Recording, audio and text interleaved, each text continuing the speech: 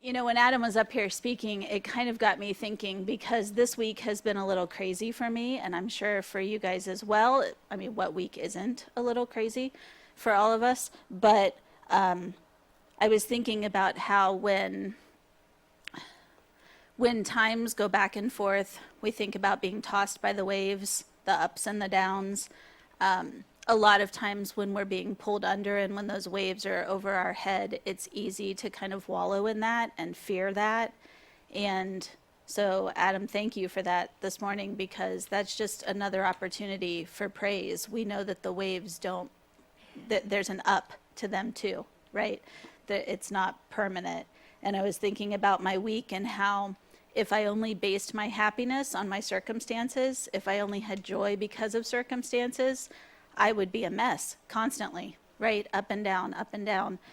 My stepbrother lost his mother on her birthday last week, on her 60th birthday to cancer, which is a horrible, horrible disease.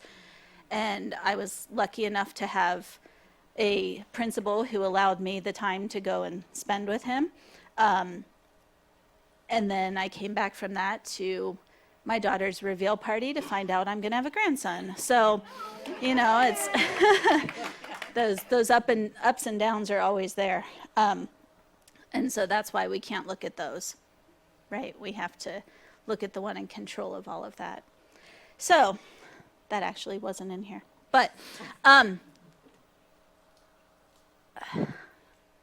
I'm just going to share some things that have come to me in the past week or so.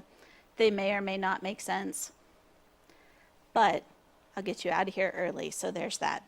Okay. Hey, Ginger! So, excuse me. So, as I was kind of sitting there thinking, so Tom asked me to speak today months and months ago, and I don't know how many of you are like me in this way, but I am a really good perfectionist procrastinator. Like, I want things to be done just right. I'm considered a perfectionist, right? Like, things have to be just right.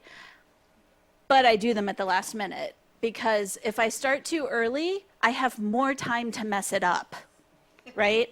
So I knew for months he wanted me to speak today. And I just kept saying, you know what? I don't know what I'm going to talk about.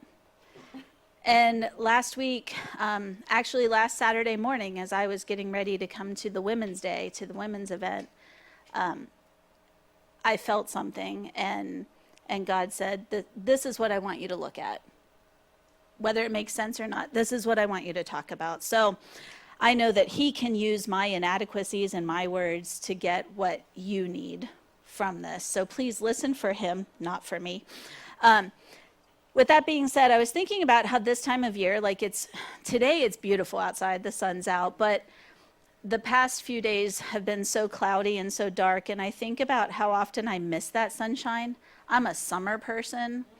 If it could be 75 degrees every day and only rain when I'm sleeping, because I like the sound of rain, but only when I'm sleeping, that would be perfect. And so I find this time of year with the time change and the sun sets earlier and earlier, and it feels like there's so much more darkness.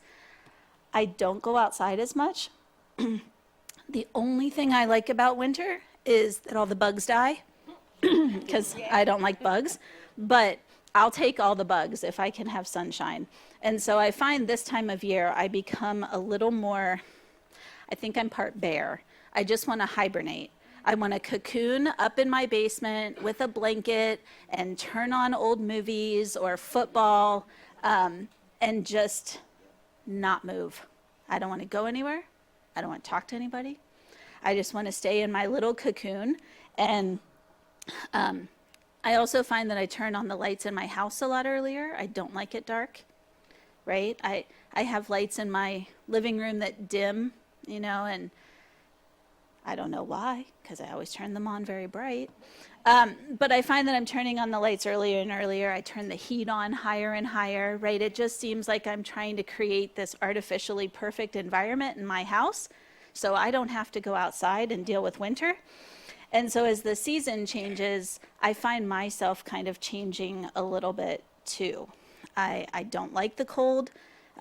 As you guys know, I complain about it being cold in here all the time. It is not cold today, just saying. And so I have to work really hard not to let my mood be controlled by the weather. And so instead, I try to get myself to focus on the joy of the upcoming Christmas season, because Christmas is kind of that bright spot right in the middle of winter. And so I try to force myself to go spend time with people that I know will lift my spirits. I treat myself to some nice new warm, cozy sweatshirts. I drink a lot more coffee and hot chocolate, right? Like I look for those little bright spots in the darkness of winter. And so as I was thinking about that, this image from God just kept coming back to me about light. There was nothing more to it at that time. Like initially, I just kept seeing light, and I kept hearing the word light. And I kept thinking, well, I can't talk for 20 minutes just on the word light. So I spent some time praying, and I spent some time in the Word. And to be honest, the time with the women last Saturday was, I heard more of a message as we were going through, not just the videos, but more importantly, the fellowshipping. Because last Saturday when I woke up, I was really tempted just to curl back up under my covers and say, maybe I just don't feel well today. But as always, God knows what he's doing, and he wouldn't let me go back to sleep. So to be honest, I really don't know how these thoughts go together yet or where it's going to lead, but I do know that God can and will speak through his words no matter how badly I screw them up. I do know that I'm on the right track at least, because as I was sitting there the other day trying to put all of these thoughts together, I was sitting at my dining room table, and in my house, the dining room table faces the front window, which, by the way, I've discovered that everyone who drives past can see me sitting at my dining room table when my neighbor started honking his horn on his way to work every day. But on one hand, though, it is very comforting. A friend of mine lives down the road, and her husband goes past my house every morning to work, and he checks to make sure I'm sitting there because he wants to make sure I'm okay. So that's kind of comforting. But as I was sitting there trying to put these thoughts together, it was cold and it was cloudy and it was a typical fall morning.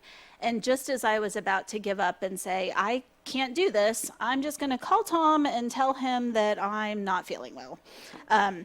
This beautiful single ray of sunshine, just this beam of light, came right through my front window, right across my Bible, right to my lap, just for a few minutes, and then it was gone again.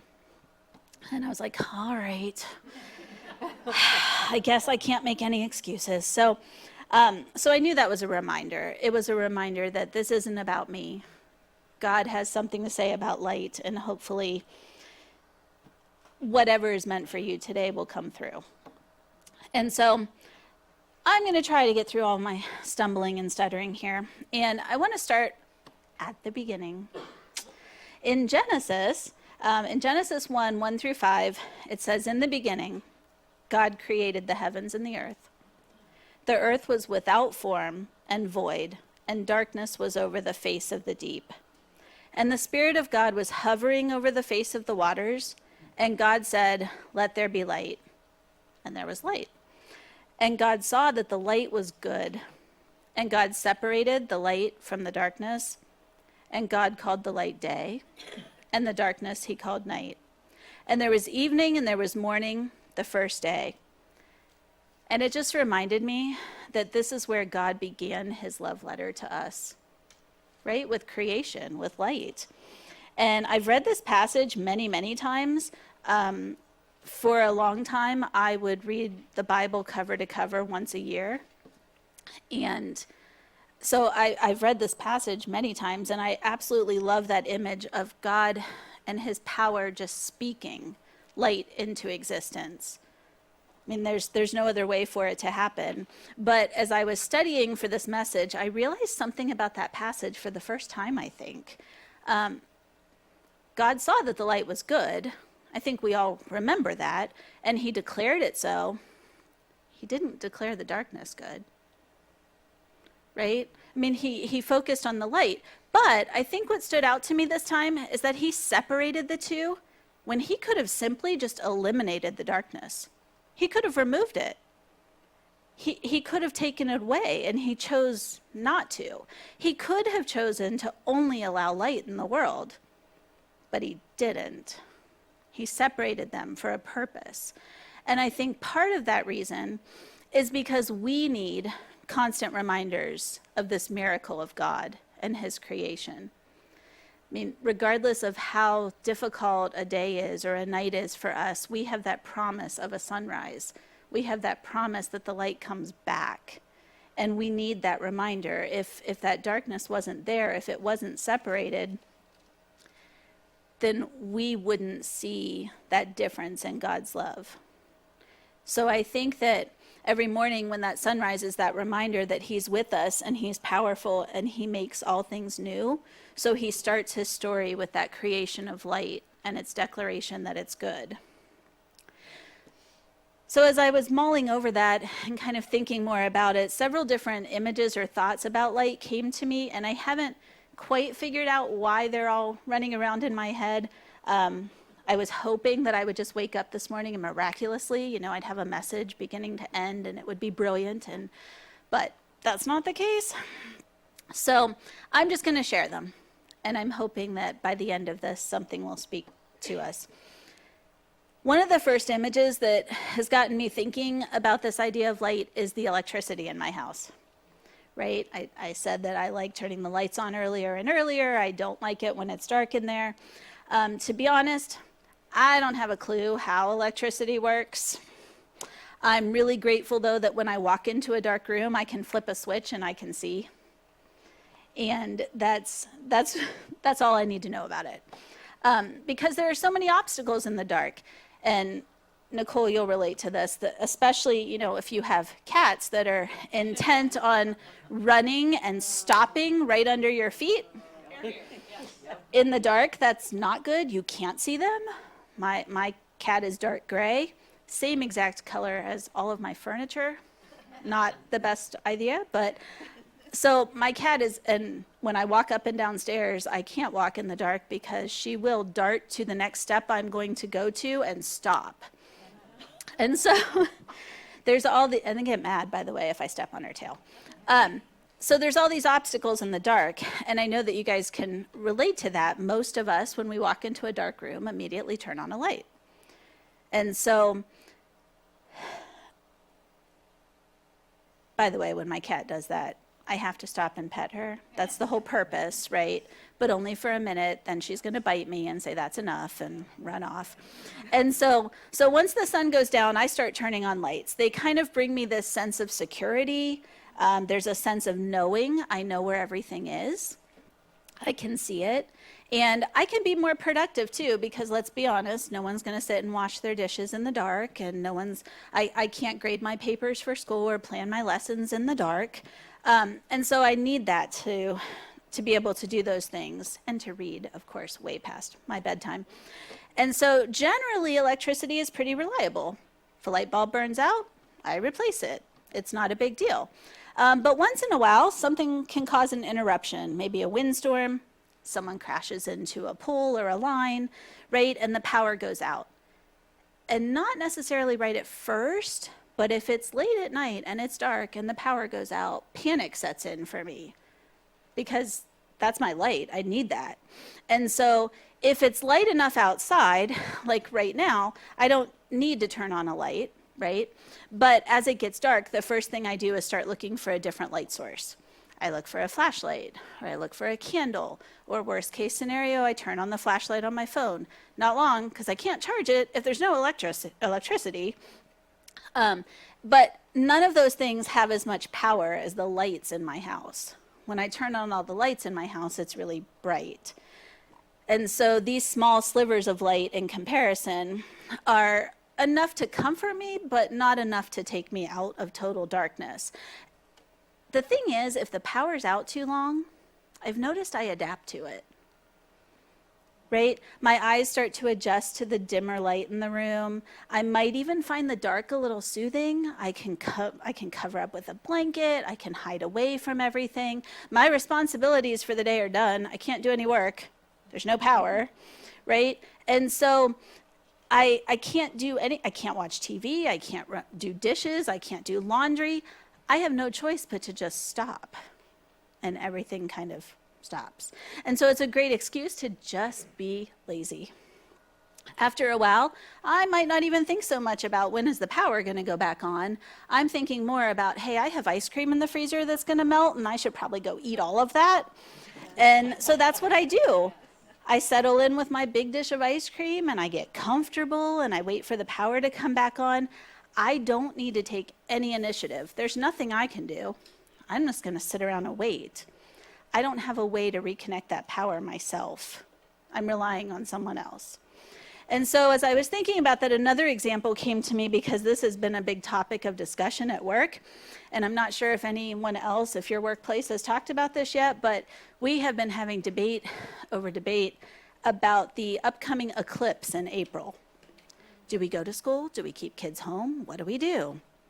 And so I was reading up a little bit on it because so many people have been talking about it, and our boss has asked us kind of what are our thoughts and what do we think we should do as a school district. And so I do think schools will likely be closed. I think most of them have already announced that. A lot of offices may do the same. And according to the experts, I'm going to say that loosely because I don't know who the experts are. It's not me. A total solar eclipse happens when the moon is exactly between the sun and the earth. And so it casts its shadow on a small patch of the earth's surface. And if you're in the path of totality, you will see the moon slide in front of the sun. And all you'll see is this thin crescent of the sun around it. And then it'll blot out the sun altogether for a few minutes. And it says during totality, the sun's wispy outer atmosphere, known as the corona, becomes visible. And while the landscape down below, so everything that we see, will turn nearly as dark as night, it'll block out all the light, but the sun's still there, right? It hasn't gone anywhere. Just like all the lights in my house are still there, even when there's no power. During the eclipse, you definitely can't look at the sun, even though it will be covered. You have to use these special viewing glasses, which our district bought for all of the students, because even though it appears dark, if you look at that, it can still cause damage to your eyes. And according to these same experts, several articles say that this eclipse can also have an effect on your emotional state because of the way the moon, whatever effect it has on the moon, supposedly it can also affect your emotions. So some people, they say, will find it very awe-inspiring, and they will find it inspirational, and they'll be moved to tears because of this beauty and this majesty and these things that are happening. And they'll be more social because this will be a collective event that everyone shares together. But for other people, they said that it can be kind of like seasonal depression. It can cause minor disruptions in your mood. It can cause people to be sad. It can cause people to be afraid because the sun's blocked out. But either way, the removal of the sunlight for even that short period of time has an effect on us. So during the eclipse, I kept having this feeling that the moon is kind of like all of the problems and the negativity and the things that are around me. And normally, the purpose of the moon is to reflect the sun, right? That's why there's light at night. And its job is to keep that light in the sky, like during the darkest of times. By reflecting the light, it's absorbed from the sun. But during an eclipse, it's not doing that. Instead, it's blocking it out. And so these images kept coming to me, and I kept thinking that, like, maybe sometimes I'm like the moon. I'm supposed to reflect the sun. I'm supposed to reflect Jesus to the rest of the world. I should be doing that through my thoughts, through my actions, through my words, my service. But sometimes, when I'm too comfortable in the darkness, I block him out instead. I get in my happy little cocoon that I've made for myself, and I don't worry about anything else, and I just sit and wait, right? I wait for the power to come back to me, but I'm not doing anything to absorb that power myself. I'm not doing anything to take initiative. I'm more like the lights in my house when the power goes out. I'm still connected. I'm God's child no matter what. no matter how much I try to hide and cocoon myself in the darkness. But if I'm not doing my part and I've moved away from him, then I become like the moon in the eclipse. And so that kind of got me thinking. So I had this light in this is normally in my room. And it kind of got me thinking that when I first accepted Jesus and he came into my heart, he was like this spark, right? He took over everything. It was new and it was wonderful. And I couldn't contain my excitement, and I was sharing him with everyone, and I was talking about him all the time and thanking him for all these wonderful things. And so that's what happened, right? He was like this huge bright spark. And it changes everything forever. This is also a good time, because that's something we should be doing all the time, to remind people that if you haven't accepted Jesus, if you haven't felt that spark, if that light hasn't come on for you, or you're still seeking, or you're still unsure, it's really simple. You just need to confess with your mouth that he's Lord. You just need to believe it in your heart. You just need to ask him to forgive you for that darkness and for that sin. And then you're his child, and nothing changes that. Whether the moon blots out light in your life or whether you're tossed by those waves back and forth, you will be his forever. So if you feel that now, just ignore me the rest of the time and talk to him. And so my random thoughts keep coming back to this. I keep hearing a challenge from God, and I'd like to share it with you, if you guys will indulge me for a second. So I was thinking, when God separated that light from darkness in creation, I'm still struggling to do that in my life. I struggle to separate that light from that dark. I say I want to follow Jesus. I say I give him everything, and then I turn to things that are dark. Because it's easy to do, I think, sometimes, because this world has so much darkness around us.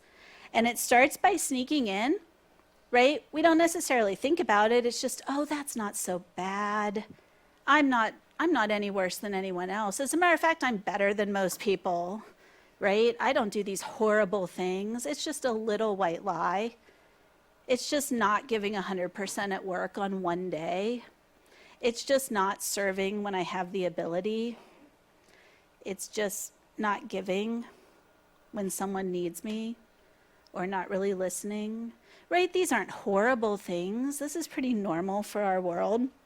But these things kind of sneak in, and they start to dim that light, and they get in the way, and they start to block it out. I think there's so much negativity in our world because that line between light and dark is becoming harder and harder to see. Artificial light can block out true light. This is wonderful in the middle of the night when I need to get up and not trip over my cat, but it doesn't compare to the sunshine, right? These things that I might chase that seem good but aren't God, they don't compare. And so the cares and the problems of this world start to cut off the power and the electricity. And I just want you to take a minute and just to yourself kind of think of the things that could dim that light in your own lives or in the lives of people around you, or the things in society. I mean, all you have to do is turn on the news, right? All you have to do is look at social media. All you have to do is listen in public how people talk to each other. It's all around us. There are these things that worry us or frustrate us or scare us, things that seem impossible to come back from, or things that make us want to hide in our blanket and block out the world. And what happens is our light starts to dim, right? The things from the world come in. We still have light, it's still there. It's just not the same. That separation between light and dark becomes more and more blurry. And what's sad is to me that it's really easy for me to fill my thoughts with those things. It's really easy. It doesn't take me very long to look at my own life and start listing all the things I'm worried about, right? My family, the kids at school, my health, my finances, my job. I look at the things around me, the violence in the world, the fear, this hatred we see of people towards one another, and the fighting and the selfishness. And it's really easy for me to find things to complain about, and I become almost like that little bit of yeast in the dough, right? Everyone at work is complaining, and you just have to chime in with all the things going wrong and jump on that bandwagon and continue to complain. And so that's easy, but it dims the lights and it takes away our power, and it leaves us feeling like we're in a really dark place. The good news is God won't leave us there, right? Just like the sun after that eclipse, when the moon moves out of the way, or just like the power in my house, when the electricity comes back on and it's restored, God is the spark, and he's the connection to let the light back in. We have to be willing to connect to it. I mean, we can't just sit and hide. He won't force it. He's a gracious God. He's a loving God, but he's also a God who gives us free will. He's not going to force us to take his light. But how much better do we feel, right? When I open the blinds in my house in the morning and the sunshine is streaming in, how much better do I feel than when I close up the curtains and hide? If I refuse to come out from that blanket because I feel safe, I'm missing out on the light. It's not there. I have to go to it. Under the blanket, I might have a false sense of security and I might feel safe, but I'm actually isolated and I'm disconnected, not just from God and his power, but who he created me to be, because I was created as part of a family, a community. And when I cut myself off from that, I'm not 100% me. And so I will admit that sometimes the light comes back to me slowly. Sometimes it's like the lights in my basement on the dimmer, and I have to turn them up as the darkness gets darker, right, around me. And so sometimes we are in a place where this is as bright as our light can shine. And that's why we need each other, and that's why we need to turn to God, and that's because the light can be really scary if you've been in the dark for a long time. Right? When the power's out and your eyes have adjusted and that light comes back on and it's bright, the first thing we do is shield our eyes from it and start turning off lights. There's too many. It's too bright. And the light can expose things, and so we shield our eyes. But when we allow ourselves to soak in that light, that's when we receive a rejuvenation, like we're reanimated. Think of when you sit on the beach, right? And you just lay back, and no matter how tightly you close your eyes, that sun's still shining on you. You can still feel it. And we just want to soak it in. There is something relaxing and refreshing about it. And we feel kind of bathed in this warmth and this love. And I think that's what God wants for us. He separated that light from that darkness so we would know what was from him and what wasn't. We have to be able to know the difference. And we're made for the light. We can't stop the darkness. We can't do it. That's not within our power. It's not possible to avoid it or hide from it or isolate from it. But we can connect to the light of God. We can connect to his power. And then we can allow that to refresh and rejuvenate us so we can go out into the world to shine that light, to find those dark hidden corners and help people come out from that. So when the world tries to cover our light or dim it with the problems or the evil around us, our job is to dig into God's word. Our job is to dig into prayer, to be in community, to reconnect to the power, because the more lights that are on, the brighter we are in the world, right? And so my challenge to you is to take the list of things that you've thought about, or even that you write down, the things that cause you worry and fear, and then flip that switch so you can reconnect to God's light and combat the darkness with it. And so I'd like to end by sharing some of the verses that came to me about light. Of course, we started with Genesis, and Genesis 1:3 is, then God said, let there be light, and there was light. And if we listen, he'll speak to us and provide us with light too. Ephesians 5:13 says, but all things become visible when they are exposed by the light, for everything that becomes visible is light. 1 Thessalonians 5:5 says, for you are all sons of light and sons of day. We are not of night nor of the darkness. Matthew 5:14, you are the light of the world. A city set on a hill cannot be hidden. Proverbs 4:18 says, but the path of the righteous is like the light of dawn that shines brighter and brighter until the full day. John 11:9, Jesus answered, are there not 12 hours in the day? If anyone walks in the day, he does not stumble because he sees the light of this world. Matthew 5:16 says, let your light shine before men in such a way that they may see your good works and glorify your Father who is in heaven. Right? We don't shine our light so people look at us. It's not a spotlight. It's a floodlight, right? It's a floodlight to lead them to God. Psalm 119:105 says, your word is a lamp to my feet and a light to my path. Ecclesiastes 11:7, the light is pleasant and it is good for the eyes to see the sun. Psalm 18:28 says, for you light my lamp, the Lord my God illuminates my darkness. Psalm 112:4, light arises in the darkness for the upright. He is gracious and compassionate and righteous. John 12:46 says, I have come as light into the world so that everyone who believes in me will not remain in the darkness. And the last one, John 8:12 says, then Jesus again spoke to them saying, I am the light of the world. He who follows me will not walk in the darkness, but will have the light of life. And so this is my challenge when you list out those problems and those troubles and the fears and the worries and the things you pray about, the things that come from the darkness or the things that have potential to dim the light in your life, cover each one with his word. I've started doing this in my journal where I'll write things that I'm worried or concerned about, and then I'll write a verse to counteract it and flip it over the top of it. I want to focus and see that verse, not that list, because God's already got it covered. And so let his word become the spark to connect you back to his power, so that when his light shines so brightly, right, there's no room left in the darkness.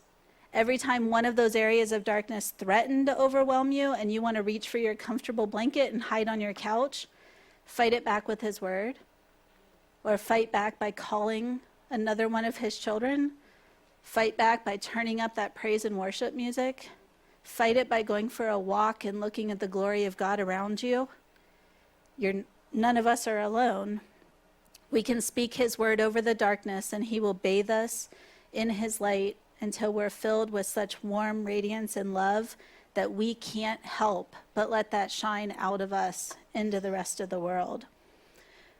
We're overcomers through Christ.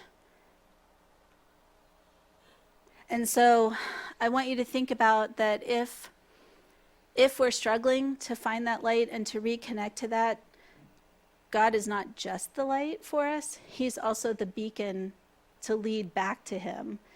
He serves as light and he is the lighthouse as well.